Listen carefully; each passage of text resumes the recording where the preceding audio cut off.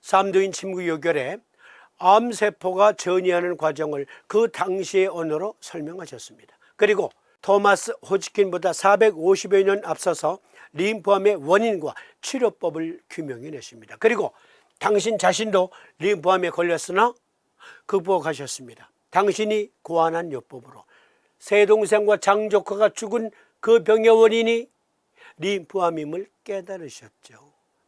삼도인은 림프 면역계를 훤히 꿰뚫어 보시고 삼도인 친구 요결에 이렇게 말씀하십니다. 내가 소시로부터 은은히 요통이 있고 혹 관절계에는 좌우 수비가 수정과 같았다가 혹 2, 3개월 만에 풀리기도 하고 혹은 4계절에 걸쳐 풀리지 않기도 하며 혹은 가을이면 우국하여 흉배가 무중하고 상복이 여포하며 이명이 대작하고 때로는 소연히 잠이 드나 때로는 공포증을 느끼거늘 널리 약사에 물었더니 혹은 내종이라고도 하고 혹은 심화라고도 하여 백구가 이소라고 한 사람도 대장증후인 것을 말하는 사람들이 없더라. 시체 사람들이 잘못 호로라 지칭하여 생명을 버리는 자가 십상팔구로 이것이 대장의 허이다.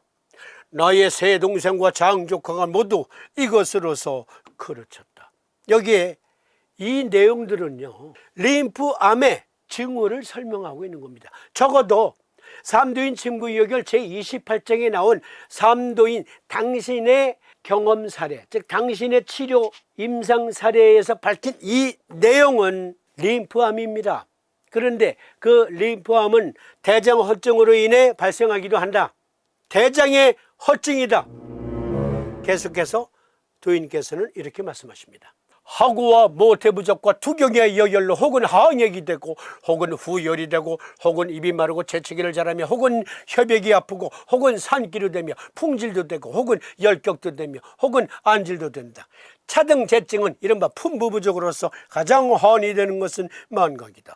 경렬이 아니면 여신은 자리를 어찌 깨달을까 보냐. 그러니까 대장증으로 여러 가지 병이 생길 수 있는데 적어도 여기 28장에서 말씀하신 당신의 임상 사례는 나는 림프암 환자였다. 내 동생들과 장조카가 모두 림프암으로 죽었다. 그러나 나는 경렬의 눈으로 연구하여 이것이 대장증후임을 밝혀냈으니 후인들은 들을지어다. 암 전이를 예방하기 위해선 인체 면역계에 주시할지어다 라고 고로 말씀하시고 있는 거예요. 고로 경계의 말씀을 주고 계시다. 그러면 과연 암세포가 원래의 원발 부위에서 다른 곳으로 이동할 때 분거할 때는 어떠한 징후가 나타나는가? 황제내경 하스피탈의 서유학 파트가 동의학 파트 삼도인 침구요결을 읽었는지 안 읽었는지 몰라도 토마스 호지킨 이래로 그들이 깨달은 바는 암세포가 전이를 위해서 이동할 때 어떤 검문소를 무사 통과하게 되면 그 검문소의 무력함, 즉 점령당한 것은 만져보면 확인된다 해서 림프절이 이와 같이 붓는다.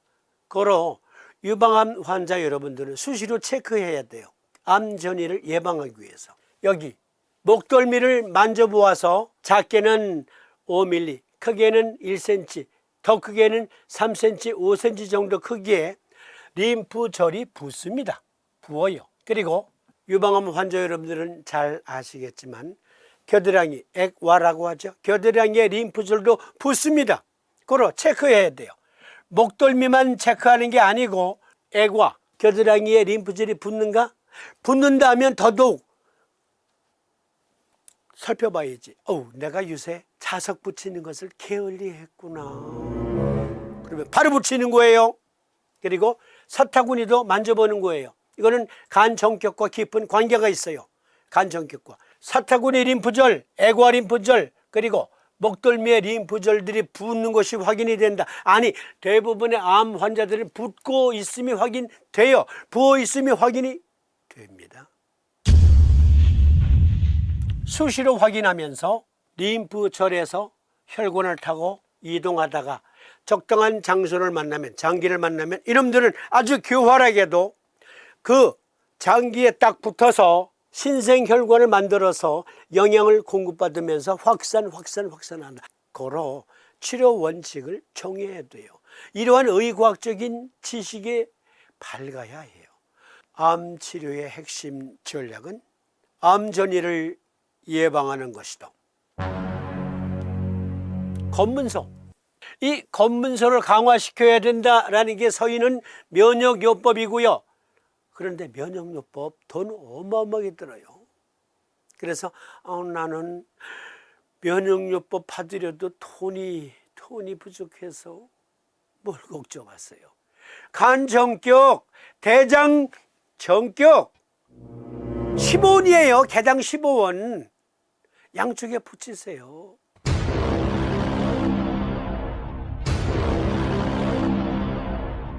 스스로 하세요.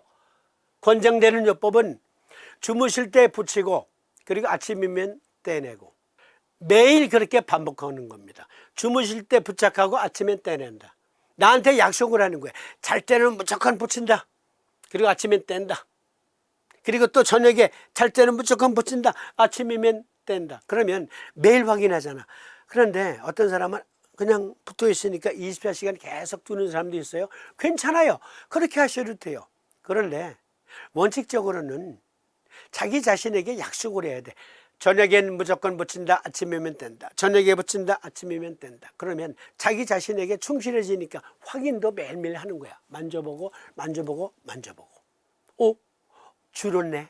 오늘은 줄었어. 그러면 검문소들이 속속 화력이 세지고 강화되고 있다는 거예요. 면역세포로서의 장병들이, 보초병들이 계속 증원되고 있는 거예요. 검문소, 면역요법, 삼도인은 이와 같은 기전이 있음을 아셨고 대장청격을 통해 당신은 암을 극복했습니다. 그러면 유방암이 간 전이에 관여하는 메커니즘을 통해서 우리가 간 정격을 적용하는 의과학적인 근거를 찾아보십시다. 간 전이는 유방암 환자에서 빈번하게 발생합니다. 그러나 이용 가능한 치료법은 제한적이고 비효율적입니다. 서의학자들도 그들이 행하는 것이 무한한 가능성이라고 말하지 않습니다. 제한적이고 때로는 비효율적이다. 그럼에도 불구하고 안 하는 것보단 나으니까 한다라는 말씀. 유방암 세포의 간특이적 귀소는 전이의 중요한 특징이지만 간 전이의 형성은 무작위가 실제로 유방암 세포 인자는 간 미세 환경에 기여한다. 최근 유방암 간 전이를 이해하는 데 있어 중요한 돌파구가 달성되었다. 간 전이의 과정은 여러 단계로 구성되며 유방암 세포와 간 세포 환경의 다양한 요소를 포함한다. 유방암 세포 및 간 미세 환경의 역할에 대한 추가의 이해는 임상치료에서의 향후 연구를 안내하는 데 중요하다. 그러니까 간과 유방암 전이의 상관관계는 유방암 세포와 간 미세 환경 등의 다양한 요소가 있음을 먼저 이해해야 합니다. 기본 간 면역학의 논문을 또 인용해 보면 간은 신체에서 가장 큰 고체 기관이며 면역 내성 유도, 강한 선천 면역, 적응 면역 반응이 좋지 않은 대과민 반응성 자가 면역 및 태아 간 조혈을 포함하여 많은 독특한 면역학적 특성을 가지고 있습니다. 중약, 예를 들어 간세포는 몸에서 순환하는 선천성 면역 단백질 사이토카인이 주성분이라 하겠습니다. 그것의 80% 내지 90%를 생산하는 역할을 하며 간은 많은 수의 상주 면역 세포를 포함하고 있다. 따라서 연구자들은 간이 선천적 면역기관, 적응 면역기관, 림프기관이라고 제안하였다. 그러니까 면역세포 외에 단백질 면역의 80%에서 90% 그 단백질 면역세포들을 생산한다. 그리고 간 자체는 선천적, 후천적 적응 면역의 역할을 충실히 하고 있다. 그리고 림프기관이기도 하다.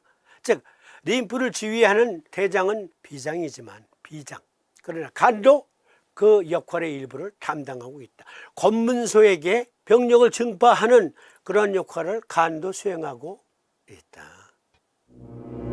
그런데 유방암 세포 인자는 간 미세 환경에 기여한다. 고로 적고름풍 간 목경에 간 정격을 놓아서 충분한 면역 단백질을 생산해서 검문소의 보조 역할을 하도록 하고, 또 면역력 지휘 총본부로서의 역할을 비장과 나누어서 수행한다. 검문소마다 병력이 얼마나 필요한지, 면역세포가 얼마나 필요한지, 면역 단백질이 얼마나 필요한지, 우리 몸의 조직에, 각 조직에 면역 단백질이 얼마나 필요한지, 면역세포들이 얼마나 필요한지를 비장과 함께 조율을 하면서 우리 몸의 검문소 강화력을 담당하고 있다. 고로 간 정격을 쓰면, 고로 대장 정격을 쓰면 림프 면역계가 활성이 되고 500개에서 최대 700개까지 이르는 검문소에서 각각의 면역 업무를 충실히 수행하도록 독려하는 방법, 간 정격, 대장 정격.